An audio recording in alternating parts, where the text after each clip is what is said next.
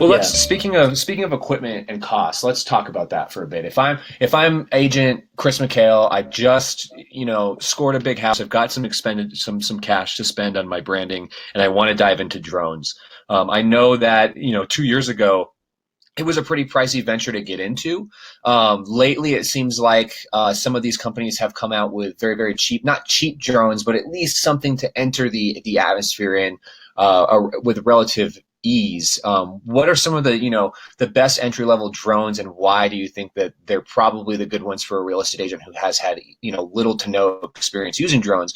What are some of the good ones to take a look at? Sure, sure. So I use DJI, and so DJI is the manufacturer, and I have a Phantom 4 Pro. Now that's a solid drone. That's probably mid tier or slightly above mid tier, but there are some that are below that that are not as expensive. It's like $1,600. Okay. But then the tier right below that is the Mavic Pro, and that's a couple $100 less. And then even from there, there's the Spark, and that's a couple $100 less from the Mavic. So you're talking, a range of anywhere from $700, $800 up to $1,500, and that's brand new, because you can buy older versions of those drones, and they're not as expensive. Sure. So really, it's depending on how much you're going to use it.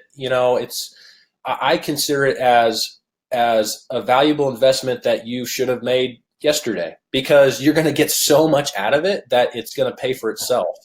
Yeah, absolutely. And I guess in regards to price, so I'm really into ultralight backpacking, and there's this phrase that people always throw around. It's that you buy once, you cry once. So basically, you kind of, instead of paying $200 for that really cheap one that you can kind of get at the Discovery store in the mall, maybe it would be a better investment to spend a little bit more, even right off the bat, so that you can kind of have that really pro tool that would even maybe have a good resale value down the road.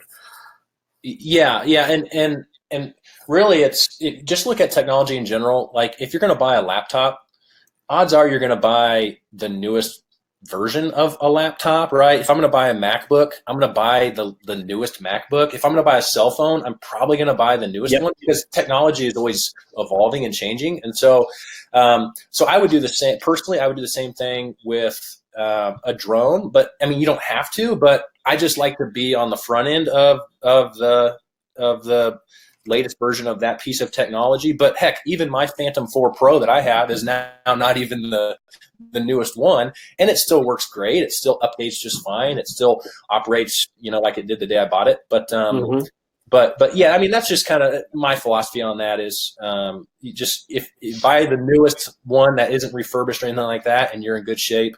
But if you can't afford that and you want to buy something different, there's a lot of good options out there to find that.